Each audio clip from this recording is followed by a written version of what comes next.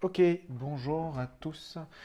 Comme promis, voici la vidéo de présentation du Lean Canva, le Canva que je voudrais que vous remplissiez dans le cadre du Startup Lab.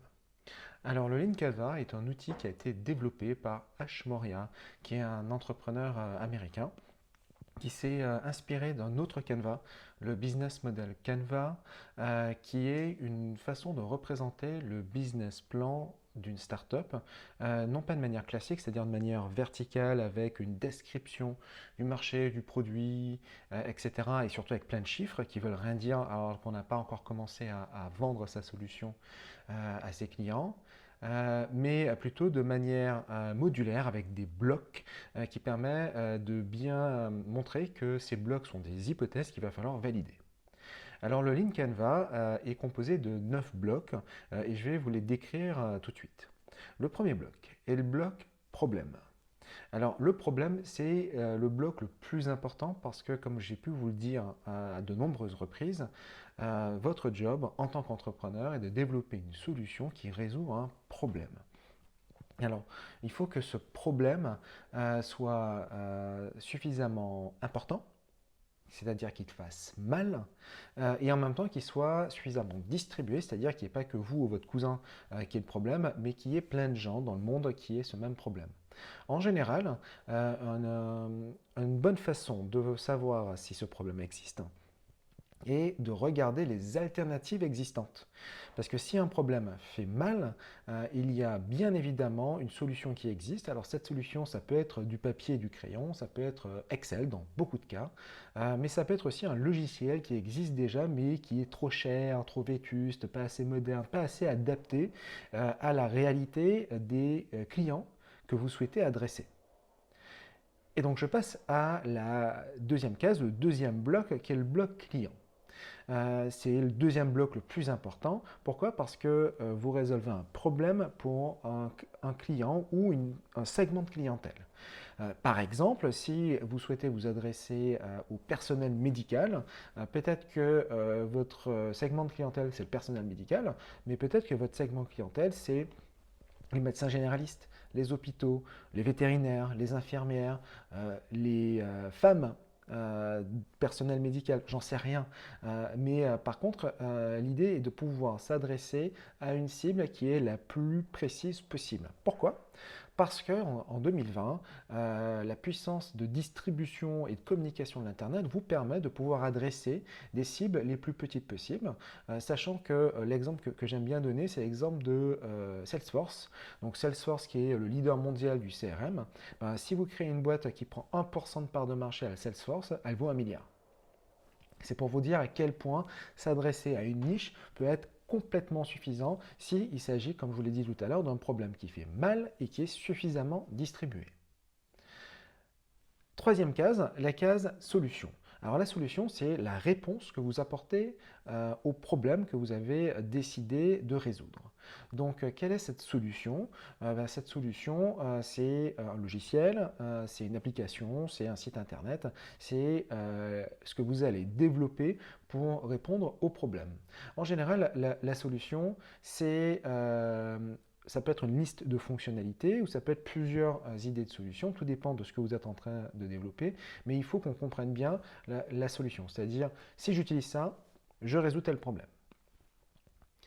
Quatrième bloc, proposition de valeur unique. Donc la proposition de valeur unique, c'est juste une phrase qui vous permet d'exprimer de manière simple euh, la valeur que dégage votre solution.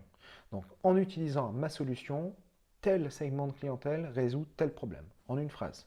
Alors des fois, ça peut être quelque chose de super simple, du type je suis le Uber de la médecine. J'en sais rien. Mais l'idée est de pouvoir arriver avec une phrase de manière très claire, de dire à qui vous vous adressez, quel est le problème que vous résolvez et pourquoi votre solution est la meilleure.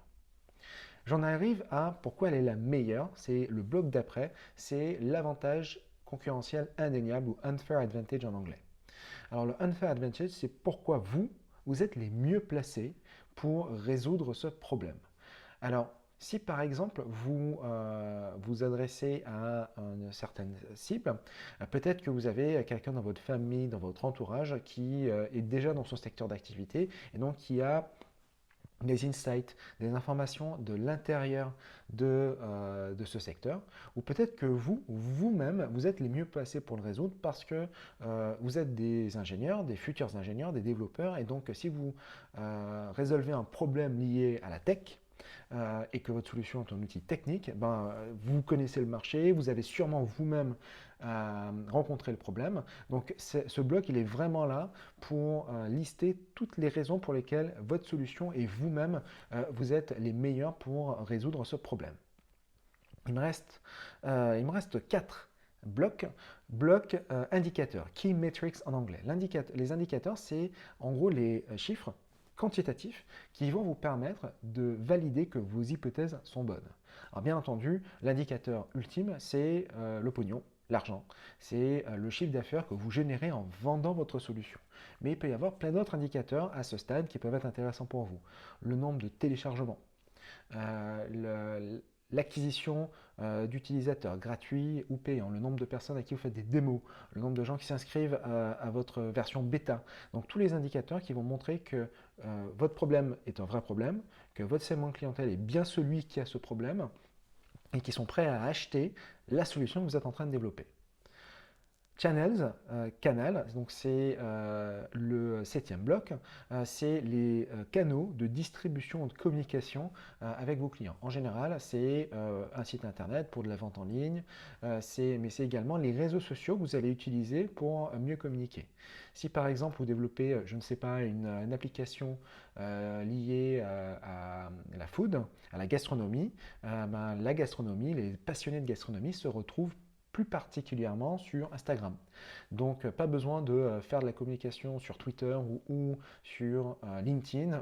Vos utilisateurs potentiels n'y sont pas.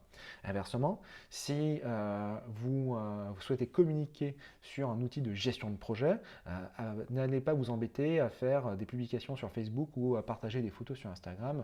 Vos utilisateurs n'y sont pas. Les deux derniers blocs, et pour le coup, c'est les moins importants pour vous à ce stade, c'est les coûts et les revenus.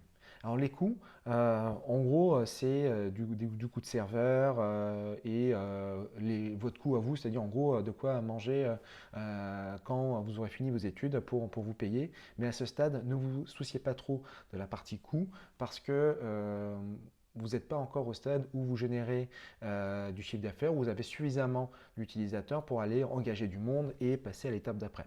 Par contre, la partie revenu, elle est intéressante d'y réfléchir à ce stade parce que c'est ce qui va vous permettre d'identifier déjà les prémices de votre business model. Si vous vendez un logiciel, votre business model, il est assez simple, c'est un abonnement mensuel pour l'utilisation du logiciel. Mais si vous êtes sur une application qui est gratuite, peut-être qu'il y a un autre modèle à aller chercher. Donc c'est dans ce bloc qu'il va falloir écrire comment vous pensez pouvoir générer de l'argent à un moment ou à un autre. Alors, je reconnais que en vous expliquant ce canvas, ça peut faire beaucoup d'informations d'un seul coup. Je vais donc vous le refaire avec mon cas personnel, l'entreprise que j'ai créée dernièrement, qui s'appelle TLT21, Technology Leadership Training, qui est donc une entreprise de formation au management pour les développeurs. Alors, je commence par la première case, le premier bloc, le bloc problème. Quel est le problème que je cherche à résoudre? Le problème que je cherche à résoudre, c'est les développeurs qui souhaitent devenir managers n'ont pas du contenu et des formats pédagogiques adaptés à leur culture et leur environnement de travail. L'alternative existante ou les alternatives existantes, ce sont soit des formations équivalentes, donc management pour les développeurs, il n'y en a quasiment pas qui existent, soit des formations de management génériques. Et donc c'est là le grand méchant à qui moi je veux m'attaquer, c'est des grands centres de formation en management classique, voire même certaines écoles de commerce qui disent pour faire du management, qu'on soit développeur, boucher, médecin ou qu'on soit vendeur, c'est la même chose, ce sont les mêmes bases. Alors effectivement, ma conviction, c'est qu'il y a des bases qui sont communes, mais que le management d'ingénieurs, et notamment dans le cadre d'éditeurs de logiciels, dans la tech, est très différent. C'est donc mon segment de clientèle, il est assez simple, c'est des développeurs, et plus particulièrement, soit des développeurs qui veulent devenir managers, soit des managers qui veulent faire monter en compétence des gens dans leurs équipes, par exemple un CTO qui veut que des développeurs dans son équipe deviennent managers, soit des DRH qui souhaitent former des personnes dans leur équipe qui soient déjà managers ou pas encore. La solution que je propose, ce sont donc des formations en ligne et en présentiel à destination de ces personnes. Donc des formations avec du contenu et un format pédagogique adapté aux développeurs. Ma proposition de valeur, c'est un geek qui forme les geeks au management, le geek étant moi, et donc comme j'ai un background d'ingénieur, de développeur, que j'ai managé des équipes techniques, donc ce que je vends, c'est cette valeur de je l'ai fait avant, et donc je vais pouvoir vous dire pourquoi c'est différent. Mon unfair advantage, j'en ai deux. Le premier, j'en ai même trois, pardon. Le premier, c'est que je l'ai fait. Le deuxième, c'est que ça fait 13 ans que j'enseigne dans une école d'ingénieurs, l'EPITA. Donc j'ai l'habitude d'enseigner aux ingénieurs. Et le troisième, c'est que je suis un spécialiste de la formation. Ça fait 6 ans, 7 ans maintenant que je crée des entreprises de formation. Donc je sais comment on fait des formations. Il me reste donc les derniers blocs, les indicateurs qui me permettent de valider que ma proposition de valeur, elle fonctionne. Comment elle fonctionne? Déjà en vendant des formations, c'est le cas. Et pour vous donner un exemple un peu plus challengeant, parce que c'est quelque chose que je vais lancer prochainement, je lance prochainement une formation en ligne. Et donc l'indicateur principal, c'est le nombre de personnes qui s'inscrivent à cette formation en ligne. Et notamment, quelque chose qui est très important pour moi, c'est combien de géographies différentes je vais pouvoir adresser. Autant je suis assez confiant de pouvoir vendre en France, je suis moins confiant de pouvoir vendre dans d'autres pays du monde. Donc un des indicateurs qui est très important pour moi, c'est ma capacité à pouvoir attirer des gens qui achètent ma formation dans plein de pays du monde. Les canaux de distribution, alors pour le coup, c'est des canaux qui sont utilisés par des développeurs, mais également par des spécialistes des ressources humaines, des DRH et directions formation.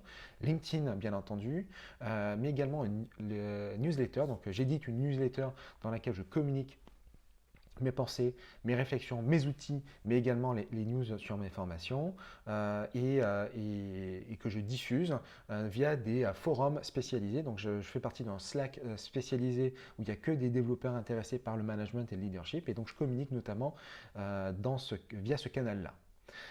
Les deux derniers blocs, coûts et revenus. Donc les coûts, en fait, c'est juste du temps pour moi, hein, c'est du temps pour générer du contenu, pour l'écrire, pour me filmer, comme je suis en train de me filmer en ce moment.